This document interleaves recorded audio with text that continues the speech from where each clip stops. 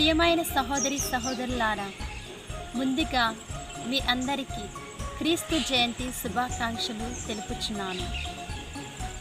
ప్రియ స్నేహితులారా, ఈనాటి సువిశేష పట్టణంలో మనం చూసినట్లయితే లూకా శుభవార్త 1వ అధ్యాయము పరిశుద్ధ వచనములు 57 నుండి 66 వరకు.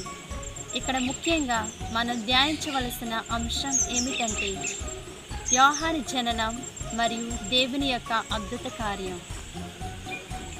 ఇదిగో, నా మార్గమును సిద్ధము చేయుటకు నేను ముందుగా నా దూతను పంపుదును. మలాకి గ్రంథము 3వ అధ్యాయము 1వ వచనములో మలాకి ప్రవక్త ద్వారా ఈనాటి మొదటి పట్టణములో చేసినటువంటి వాగ్దానాన్ని దేవుడు ఈనాటి సువిశేష పట్టణంలో బాప్తిస్మ యోహాను జననం ద్వారా నెరవేర్చుచున్నారు. యోహాను జననం యూదులందరికీ రక్షణాన్ని కొనివచ్చింది.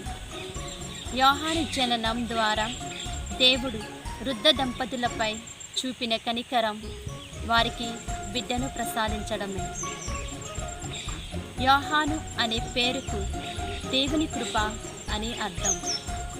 అనగా ఆ బిడ్డ ద్వారా దేవుడు జకరియా, ఎలిజబెత్కు మరియు ఇశ్రాయేలు ప్రజలందరికీ కృప చూపుతారు అని భావించాను.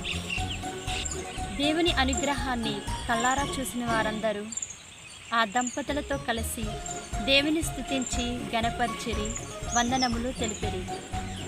అయితే ప్రియ సహోదరి సహోదరులారా, మనం మన జీవితాలలో ఇప్పటి వరకు ఎన్నో అద్భుతాలు, ఆశీర్వాదములు ఆ దేవుని నుండి పొంది ఉన్నాం. అయితే అవన్నీ ఇతరులతో, బంధువులతో, స్నేహితులతో పంచుకుంటున్నామా? అందరం దేవుని స్తుతించడానికి దోహదపడుచున్నామా? ఆత్మ పరిశీలన చేసుకుందాం. యోహాను జననం అనేకులకు సంతోషాన్ని కలిగించింది. మరి మన పుట్టుక ఎవరికి ఆనందాన్ని కలిగిస్తుంది? ధ్యానించుకుందాం. మరొకసారి మీ అందరికీ క్రీస్తు జయంతి శుభాకాంక్షలు తెలుపుచున్నాను.